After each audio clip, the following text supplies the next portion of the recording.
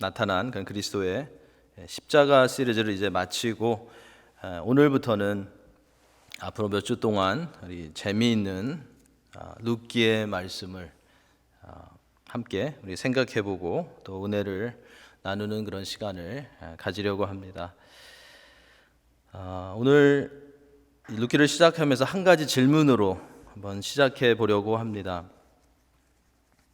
룻기는 이 구약을 구분하는 그런 장르 가운데 어디에 속할까요? 구약을 구분하는 여러 가지 캐리고리가 있는데요. 그 캐리고리 가운데 룻기는 어디에 속할까요? 한 10초만 생각해 보시기 바랍니다. 구약은 크게 어떻게 나뉘죠? 율법서로 나뉘고요, 그죠? 그리고 역사서, 시가서, 그리고 선지서, 그렇게 우리가 나눌 수 있죠, 그죠? 그래서 율법서는 모세 오경을 말하고요, 역사서는 그 다음에 나오는 12권을 말하고, 시가서는 그 다음에 나오는 5권, 그리고 대선지서 5권, 그리고 소선지서 12권, 그렇게 나누어집니다. 그 중에서 룻기는 역사서에 속합니다. 그렇죠? 히스토리죠. 역사서에 속하고요. 여호수아부터 에스더까지 역사서인데 그 중에서 그 역사서 중에서 세 번째로 나오는 것이 룻기입니다. 룻기는 전체가 4장으로 이루어져 있는데 룻기가 이 다른 역사서에 비해서 특별한 것은 각 장별로 장면의 그 전환이 정확하게 나타난다는 것입니다. 1장은 모압 땅에서 베들레헴으로 돌아오는 그 길을 배경으로 하고 있고요. 2장은 보아스의 추수밭을 배경으로 하고 있고, 3장은 타작 마당을 배경으로 하고 있고, 4장은 베들레헴 성문을 배경으로 하고 있습니다. 굉장히 재미있는 그런 책입니다. 룻기 1장은 3개의 문단으로 나누어져 있습니다. 룻기 전체의 비기닝이 되는 이 발단 부분의 역할을 하고 있는 1장은 1절부터 5절에서 나오미에게 계속해서 불행이 몰려오는 그런 내용을 기록하고 있습니다. 왜 나오미에게 계속해서 그렇게 안 좋은 일만 일어나고 있는가? 6절부터 18절은 나오미가 이스라엘의 흉년이 끝났다라는 소식을 듣고 베들레헴으로 돌아오는 길에 일어났던 그런 사건을 기록하고 있습니다. 그리고 마지막 부분인 1장의 마지막 부분인 19절부터 22절은 나오미와 그 며느리 룻이 초라한 그런 모습으로 고향으로 돌아오고, 나오미의 고향으로 돌아오고 나오미를 보는 성읍 사람들의 그런 반응을 기록하고 있습니다. 룻기에 나오는 이야기는 우리의 마음에 다른 그 성경에 또 역사서에 나오는 이야기보다 우리의 마음에 더 와 닿는 것 같습니다. 그 이유는 룻기에 나오는 이 스토리는 아주 평범한 그런 사람들의, 우리들과 같은 그런 평범한 사람들의 이야기이기 때문입니다. 앞으로 계속 보겠지만 눈에 딱 띄는 어떤 놀라운 기적이 룻기에는 기록되어 있지 않습니다. 어떤 초자연적인 하나님께서 역사하신 그런 내용이 기록되어 있지 않습니다. 하지만 우리가 룻기를 처음부터 끝까지 다 묵상하고 나면, 다 읽고 나면 하나님께서 인도하셨구나, 하나님의 섭리와 인도하심이 이 스토리 가운데 분명히 있었구나 라는 것을 깨닫게 됩니다. 우리의 삶과 굉장히 비슷합니다. 그래서 룻기는 깊이가 있고 우리에게 용기를 주는 그러한 말씀입니다. 자, 1장 이제 1절부터 살펴보면 오늘 본문은 사사들이 치리하던 때라는 말로 시작합니다. 사사들이 치리하던 때에 우리에게 이 룻기의 저자가 무엇인가 강조해 주는 것이 여기에 있는 듯합니다. 이것은 룻기의 역사적인 그런 배경을 말해줍니다. 여호수아의 죽음 이후 왕정 체제가 수립되기 전까지의 그 기간 동안에 이스라엘 사회에는 중앙 집권적인 그런 통치가 없었습니다. 왕이 없었다는 거죠. 강한 리더십이 없었다는 것입니다. 그래서 국가가 위기를 맞을 때마다 영웅적인 그런 지도자가 일어나서 하나님께서 그런 지도자들을 그때마다 위기 때마다 세우셔서 백성들을 구원하게 하셨습니다. 그리고 이들은 이 백성들의 여러 문제들을 사법적으로 해결해 주는 그런 역할도 했습니다. 이들이 우리가 잘 알고 있는 사사들이죠. 사사들. 자, 어떤 사사들이 생각이 나시나요? 우리가 잘 아는 많은 사사들이 있지만 유명한 용감했던 여자 사사 드보라가 있죠. 그렇죠? 바로 그런 시대. 기드온도 있고 또 힘은 셌지만 여러 가지로 사고를 쳤던 삼손과 같은 그런 사사도 있고요. 입다, 또 삼갈 뭐 그런 사사들이 살았던 사역했던 그런 시대입니다. 또한 이 시대는 여호수아와 함께 가나안을 정복했던 사람들이 다 죽고 이제는 여호와가 이스라엘을 위해서 행하신다라는 것을 알지 못하는 그런 사람들이 살고 있었던 그런 때였습니다. 이러한 사사 시대에는 계속 반복되었던 그런 사이클이 있습니다. 불순종, 그리고 하나님의 징계 또는 하나님의 심판, 그리고 회개, 그리고 타락, 계속해서 이런 사이클이 반복되었던 굉장히 혼란스러운 그런 시대였습니다. 그리고 왕이 없어서 사람마다 율법을 떠나서 자기 소견에 오른 대로 행했던 그런 시대였습니다. 이것이 룻기가 시작하기 바로 전에 있는 사사기 22장 25절에 나오는 그런 내용입니다. 제가 읽겠습니다. 그때에 이스라엘에 왕이 없으므로 사람이 각기 자기의 소견에 오른 대로 행하였더라. 이것이 룻기의 배경입니다. 사사들이 치리하던 이때는 최초의 사사 온니엘의 때서부터 사울이 이스라엘의 초대 왕으로 세워질 때까지 역사적으로 보면 주전 1375년에서부터 1050년경 동안의 그런 시간을 말합니다. 그 기간 중에서도 룻기는 아마도 주전 1200년도경으로 그렇게 학자들이 보고 있습니다. 자, 또 다른 질문 하나 드리겠습니다. 룻기의 저자는 누구일까요?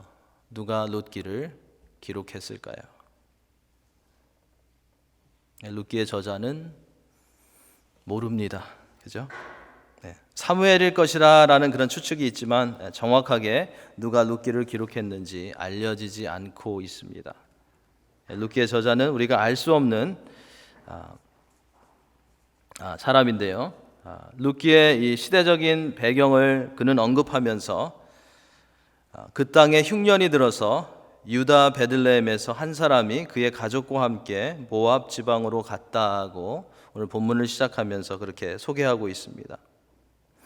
이 본문에 나오는 유다 베들레헴의 한 가족이 흉년을 만나서 가나안의 다른 지역으로 피난하지 않고 이방 땅으로 모압으로 갔다라는 이 기록을 보면 이 베들레헴 외에 다른 지역에도 흉년이 들었다라는 것을 우리는 알 수 있습니다. 그래서 이방 땅으로 이 기근을 피해서 그 한 가족이 갔던 것입니다. 하나님이 그 백성들에게 주신 이 축복의 땅에 흉년이 든 원인은 우리가 다 알 수 없지만 그 땅에 그 당시의 시대적인 배경을 생각해 보면 우리는 그 이유에 대한 힌트를 얻을 수가 있습니다. 젖과 꿀이 흐르는 하나님께서 주신 가나안 땅이 흉년이 든 정확한 이유는 우리는 알 수는 없습니다.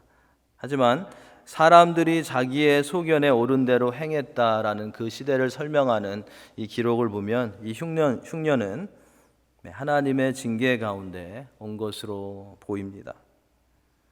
구약에서 흉년이 들고 기근이 종종 있었을 때 성경에 나오는 그 기록을 보면 이것은 하나님의 심판의 도구나 연단의 도구로 사용되어졌습니다. 이것을 볼 때 이 본문에 나오는 흉년과 기근도 그러한 성격 가운데 온 것으로, 하나님의 징계 가운데 온 것으로 보입니다. 레위기 26장 4절이나 신명기 11장 14절의 말씀을 보면 하나님께서는 여러 번 당신의 백성들에게 이런 말씀을 하셨습니다. 철을 따라서 이른 비와 늦은 비를 줄 것이고 풍성한 곡식과 열매와 기름을 얻게 하실 것이라 라고 하나님께서 약속하셨습니다. 그런데 오늘 본문에서 소개하는 것처럼 약속의 땅에 비가 내리지 않고 기근이 든 이유를 생각해 보면 범죄한 하나님의 백성들을 징계를 통해서 하나님께서 바른 길로 돌아오게 하시려고 이러한 힘든 그런 시기를 허락하신 것으로 우리는 이해할 수 있습니다. 이러한 흉년과 기근이 있는 가운데 1절 후반부에 보면 한 유다 베들레헴 사람이 가족들과 함께 베들레헴을 나가서 모압 지방으로 들어갔다라고 말씀하고 있습니다. 유다 베들레헴의 한 사람이 그의 아내와 두 아들을 데리고 모압 지방에 가서 거류하였는데, 여기서 본서의 이 저자가 강조하는 것은 유다 사람이 베들레헴을 떠났다라는 것과 유다 사람이 모압에 들어갔다라는 것입니다. 유다 사람이 베들레헴을 떠났다. 그리고 유다 사람이 모압에 들어갔다. 유다 베들레헴의 한 사람이 베들레헴을 떠났다라는 것은 하나님께서 주신 기업의 땅, 약속의 땅을 벗어나는 것이기 때문에 옳은 것이 아니었습니다. 가나안 땅에 기근이 밀려오자 이 사람은 기근을 피해서 모압 땅에 머물기 위해서 그의 가족을 데리고 베들레헴을 떠났던 것입니다.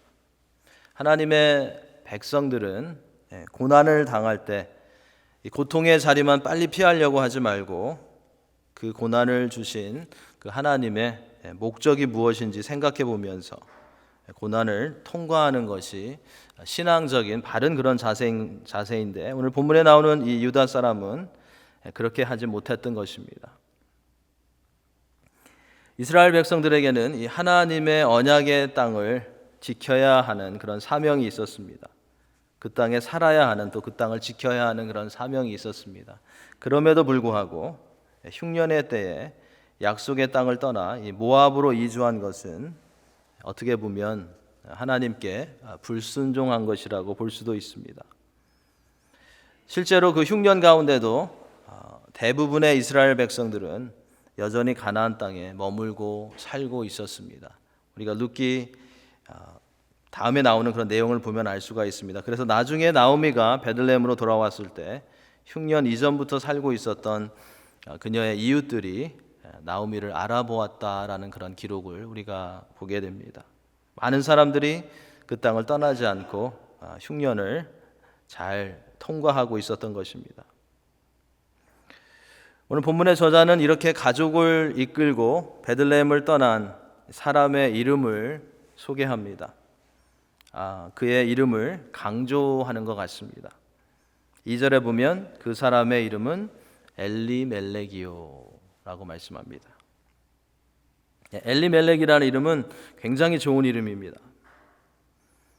엘리멜렉은 하나님을 뜻하는 엘과, 그죠? 엘이 들어가면 무조건 하나님이죠. 성경에서 왕을 뜻하는 멜레크가 합해져서 된 그런 이름입니다. 그래서 왕이신 하나님 또는 하나님은 왕이시다 라는 뜻입니다.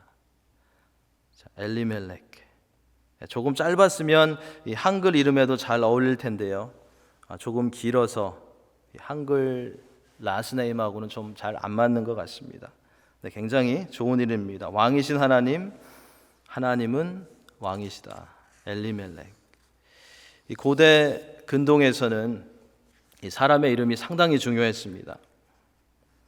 어떤 사람의 이름은 단지 그 사람의 그 호칭일 뿐만 아니라 그 사람의 성격, 그 사람의 인격, 그 사람의 상태, 그리고 그 사람의 신앙적인 그런 배경을 말해주는 것이었습니다. 그러니까 왕이 없으므로 사람들이 각기 소견에 오른 대로 행하는 시대에 이 엘리멜렉이라는 이름은 그 시대에 사실 답을 주는 그러한 이름이었습니다. 사람 왕이 없는 시대에 하나님이 왕이시다라고 고백하는 그 정도로 중요한 그런 이름이었습니다. 그만큼 엘리멜렉의 부모는 신앙심이 깊었던 것 같습니다. 그리고 엘리멜렉은 이 부모 밑에서 신앙 교육을 철저하게 받았던 그런 사람으로 우리가 추측해 볼 수 있습니다. 그런데 이 엘리멜렉이 흉년이라는 인생의 어려움을 만나자 왕 대신 하나님께 묻거나 그 하나님의 인도하심을 신뢰하는 그런 모습을 보이지 않습니다. 분명히 이 당시 가나안 땅에 임한 기근이 굉장히 심했을 것입니다. 견디기 힘든 것이었을 것입니다. 그래도 엘리멜렉은 하나님을 신뢰하는 그런 신앙의 모습을 가졌어야 했는데, 오늘 본문을 보면 엘리멜렉은 그냥 고난을 피해서 가족을 이끌고 모압 땅으로 갔던 것입니다. 엘리멜렉은 자신의 이름과는 어울리지 않는 그런 선택을 했던 것입니다. 자, 여기에서 우리에게 적용해 볼 수 있는 그런 내용이 있습니다. 우리 자신에게 우리가 물어보고 넘어가야 하는 그런 내용이 있습니다. 그것은 우리는 하나님의 자녀로서, 그리스도인으로서 그 이름에 어울리는 그런 삶을 살고 있는가라는 질문입니다. 하나님께서 주신 그 이름에 어울리는 삶을 우리는 살고 있는가? 하나님께서 주신 그 이름에 어울리는 삶을 살려고 우리는 분주한 가운데서도 예배하고 기도하고 고민하고 회개하고 주 앞으로 나아가고 있는가라는 그런 질문을 우리가 한번 해보아야 할 것입니다. 우리가 혹시 이 부분에서 게을리했었다면 하나님께서 우리에게 귀한 이름들을 예수 그리스도를 통해서 주셨음에 우리는 감사하며 그 이름으로 하나님께 영광 돌리기 위해서 힘을 내는 그런 성도가 되어야 할 것입니다. 하나님의 자녀라는 이름을 주셨습니다. 그죠? 그리스도인이라는 이름을 주셨고요. 하나님의 백성, 택한 백성, 왕 같은 제사장. 자, 얼마나 좋은 이름을 우리에게 하나님께서 주셨는지 모르겠습니다. 세상에서 최고 가는 그런 이름을 예수 그리스도 안에 있는 자들에게 하나님께서 주셨습니다. 우리는 그 이름에 어울리는 그런 삶을 살기 위해서 최선을 다해야 할 것입니다. 그리고 그 이름을 통해서 하나님께 영광 돌려야 할 것입니다. 자, 이제 2절에서는 모압으로 이주하는 엘리멜렉의 가족에 대한 그런 소개가 나옵니다. 그의 아내는 나오미입니다. 자, 저희 교회도 이 나오미 여전도회가 있습니다. 나오미라는 이름의 뜻은 여러 가지 해석이 있는데요. 나오미라는 이름의 뜻은 나의 기쁨이라는 뜻입니다. 나의 기쁨. 나오미는 아마도 이 그녀의 부모에게 진정한 기쁨을 주는 그런 딸이었던 것 같습니다. 그래서 나의 기쁨이라는 그런 이름을 부모가 지어 주었던 것 같습니다. 나오미 여전도회라는 이름도 주님께 기쁨을 드리는 여전도회, 아니면 주님을 섬기는 것이 우리의 기쁨이다라는 그런 의미에서, 그런 좋은 의미에서 사용하시지 않나라는 그런 생각이 듭니다. 저의 해석입니다. 성경적인 해석은 아니고요. 제가 생각하기에는 그래서 나오미 여전도회라고 교회에서 우리 이름을 짓지 않았나라는 그런 생각이 듭니다. 자, 가족을 소개하는 가운데 이어서 엘리멜렉의 이 두 아들이 소개되고 있습니다. 그들의 이름은 말론과 기럧입니다. 그런데 이들의 이름이 조금 독특합니다. 이 말론이라는 이름은 병약한, 병이 든이라는 뜻을 가지고 있습니다. 그리고 기럧이라는 이름은 쇠약한이라는 뜻을 가지고 있습니다. 우리가 일반 상식으로 생각해 보아도 부모는 될 수 있으면 자녀의 이름을 지을 때 좋은 이름을 지을 텐데 왜 이런 이름을 지어 주었는지 모르겠습니다. 좋은 이름 대신 이 말론과 기럧이라는 이름을 준 것을 보면 아마 이 두 아들은 태어날 때부터 좀 연약한 그런 가운데 있었던 것 같기도 합니다. 약한 그런 몸으로, 그런 상태로 태어난 것 같기도 합니다. 2절의 마지막 부분에서는 이제 엘리멜렉의 가족을 소개하면서 그들이 유다 베들레헴 에브랏 사람이더라라는 그런 설명이 나옵니다. 이 설명도 굉장히 중요한데요. 여기서 이 에브랏은 베들레헴의 옛 이름을 말합니다. 그런데 이 표현은 사무엘상 17장 12절에 나오는 표현과 아주 비슷합니다. 사무엘상 17장이면 누가 생각이 나죠? 다윗이 생각이 나죠. 그렇죠? 사무엘상 17장 12절에 이런 말씀이 있습니다. 다윗은 유다 베들레헴 에브랏 사람 이세라 하는 사람의 아들이었는데. 자, 룻기의 저자는 이 룻기를 시작하면서 이 엘리멜렉의 가족이 다윗과 같은 그런 족속이고 혈연적으로 다윗과 연관이 있다라는 것을 여기서 보여주고 있습니다. 그리고 룻기 4장에 가보면, 룻기 4장의 제일 마지막 부분에 가보면 다윗의 족보가 나옵니다. 이것도 이 저자가 룻과 다윗의 관계를 암시해주고 있다는 것을 우리는 알 수 있습니다. 우리가 나중에 다시 보겠지만 보아스의 아내가 되는 룻은 실제로 다윗의 증조 할머니가 됩니다. 굉장히 하나님께서 우리 표현들을 기가 막히게 정말 룻기를 통해서 역사하셨던 것을 우리가 알 수 있습니다. 3절에서는 이렇게 흉년을 피해서 모압 땅으로 온 엘리멜렉의 가정이 큰 환난을 만나게 되었음을 말해줍니다. 나오미 남편 엘리멜렉이 죽고 나오미와 그의 두 아들이 남았으며, 본문은 엘리멜렉이 왜 죽었는지, 언제 죽었는지에 대해서 밝히고 있지 않지만 이 본문에 전개되는 그런 이야기를 보면 엘리멜렉은 이 베들레헴에서 모압으로 이주한 지 얼마 되지 않아서 죽은 것 같습니다. 흉년을 피해서 잠시 머물려고 모압 땅으로 이주했던 엘리멜렉의 가정은 이렇게 집안의 가정이 죽게 되자 모압 땅에 이제 잠시 머무는 것이 아니라 영주해야 하는 그런 신세가 된 것입니다.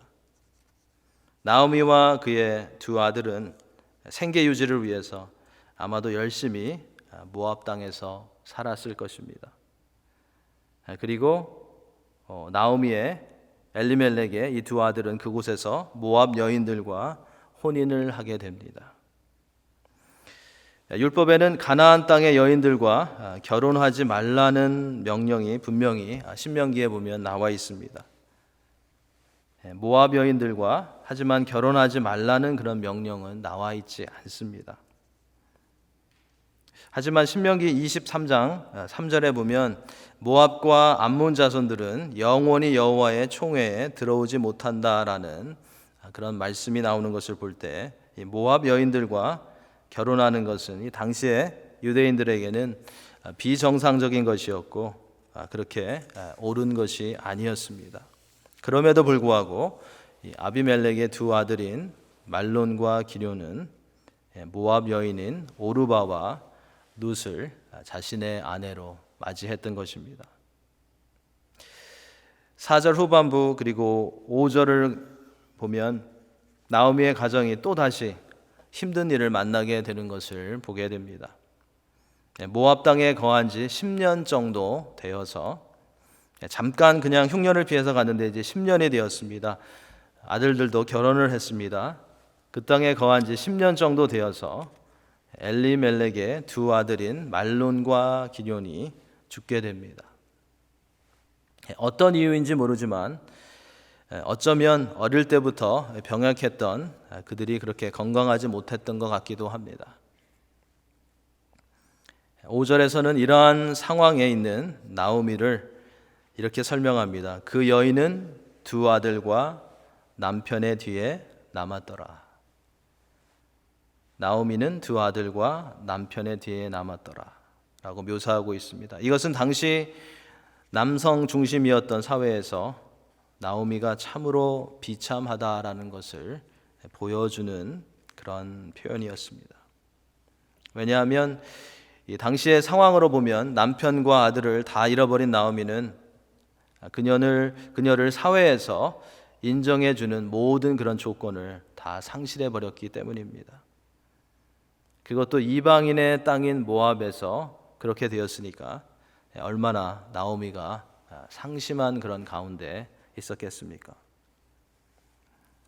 나오미는 무척이나 힘든 시간을 갖게 되었지만 이제 이 힘든 일들이 나오미로 하여금 하나님의 약속의 땅으로 또 고향으로 돌아가려고 하는 그런 생각을 할 수 있게 해주고 또 결단을 내리게 도와줍니다. 우리가 그 내용은 다음 시간에 1장 6절부터 보게 될 것입니다. 그죠? To be continue죠. 그러니까 다음 시간에는 꼭 참석하셔야 또 어떻게 스토리가 이어지는지 우리가 살펴볼 수 있을 것입니다. 자, 오늘은 룻기 전체의 말씀에 발단이 되는 오프닝이 되는 부분을 살펴보았습니다. 짧은 그러한 부분이지만 이 본문은 우리의 선택에는 우리가 책임져야 하는 그런 결과가 따른다라는 것을 보여주는 동시에 하나님께서는 우리의 잘못된 선택과 결과도 선을 이루는데 사용하신다라는 그런 교훈을 주고 있습니다. 그래서 우리는 바른 선택을 해야 하겠지만 갑자기 몰려오는 상황과 실수로 잘못된 그런 선택을 했다고 해도 그것을 깨달았을 때에는 즉시 하나님께로 돌아와서 그 가운데서도 선을 이루시는 그런 하나님의 은총을 구해야 할 것입니다. 오늘 본문은 우리의 선택과 우리가 내리는 결정이 너무나도 중요하다는 것을 보여주는 동시에 그렇기 때문에 환난 가운데, 문제 가운데 그냥 결정하지 말고 그냥 선택하지 말 것을 가르쳐주고 있습니다. 그냥 결정하지 말라는 것입니다. 어려운 가운데 그냥 선택하지 말라는 것입니다. 그러면 어떻게 하면서 선택과 결정을 해야 할까요? 우리는 이것이 정말로 베스트한 그런 선택인가, 이것이 정말로 베스트한 결정인가 생각해 보아야 합니다. 이것이 하나님께 기쁨을 드리는가? 이것이 우리의 가정과 믿음의 공동체에 유익한가를 생각해 보고 또 생각해 보고 기도해 보고 결정을 내릴 수 있는 그런 하나님의 자녀들이 되어야 한다는 것입니다. 그렇게 할 때 우리는 조금 더 내가 속한 교회와 가정과 사회에 유익을 주고 그리스도인으로서의 선한 영향력을 끼칠 수 있는 그런 선택을 할 수 있는 것입니다. 오늘 본문의 배경인 사사시대 이스라엘 사람들은 하나님의 말씀을, 하나님의 명령을 제쳐두고 자기 마음대로 행했기 때문에, 자기 기준대로 자기 생각대로 생각하고 살았기 때문에 흉년과 또 어려움을 겪게 되었던 것을 우리는 보았습니다. 그때 이스라엘의 왕이 없으므로 사람이 각기 자기의 소견에 옳은 대로 행하였더라.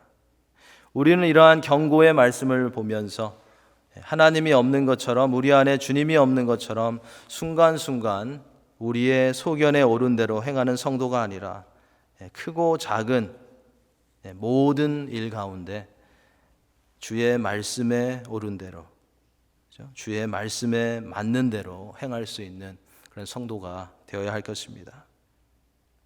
나의 소견에 옳은 대로에서 주의 말씀과 뜻에 옳은 대로로 조금 더 변화되어져서 하나님께 영광 돌리고 하나님께 기쁨을 드리고 우리의 주위에 있는 사람들에게 용기와 소망을 나눠줄 수 있는 우리 모두가 될 수 있기를 주님의 이름으로 축원합니다.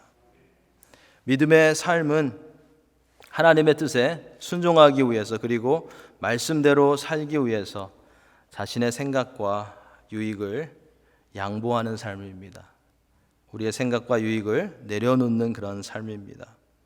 비록 흉년과 고난이 찾아온다 할지라도 우리는 하나님을 믿는 믿음 안에서 현실과 타협하는 모압이 아니라, 모압 땅이 아니라 하나님의 약속에 순종하는 베들레헴에 거주하기를 선택하는 그런 주의 성도들이 되어야 할 것입니다. 눈앞에 보이는 상황이 아니라 하나님이 기뻐하시는 그러한 믿음을 가지고 주님을 따라감으로써 더욱더 풍성하고 복된 그런 삶을 누리시는 우리 성도님들이 다 되시기를, 오늘 이 시간 예배하는 여러분들이 다 되시기를 예수님의 이름으로 간절히 축원합니다. 기도하겠습니다. 하나님